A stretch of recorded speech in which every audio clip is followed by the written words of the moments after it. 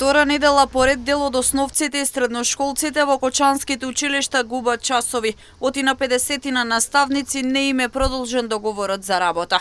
Наставниците децидни дека ова за учениците е недокнадлива штета, бидејќи за дел од нив не се одржани ниту првите часови по одредени предмети. Веде градоначалникот на општина Кочани Венко Крстевски не ги продолжи договорите за работа на наставниците кои завршија на 31 август оваа година, па во решавањето на проблемот се вклучија и од СОНК. Председателот Јаким Неделков вели дека до крајот на оваа недела треба да има разврска за овој случај.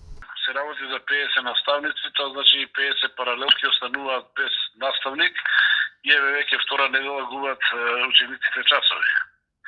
Тоа што градоначалникот не им го продолжи работниот договор, тоа е негова одлука, меѓутоа еве сега имам информација дека Министерството за образование и наука пуштило допис до градоначалникот и дека дозволува да се формираат паралелки со помал број ученици од законската норма.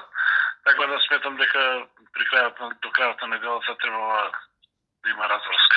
Од СОНК посочуваат дека согласно одговорот на Министерството за образование и наука, Крстевски треба да ги продолжи договорите за работа на наставниците и да ги врати во училиштата во градот и руралните средини во Кочани. Одговорот од Министерството за образованието градоначалникот јасно кажува дека треба да ги формира паралелките така како што биле до сега и аналогно на тоа треба и да се продолжи, односно да се примат наставници за итно и неодлажно вработување и да ги врати назад на работа.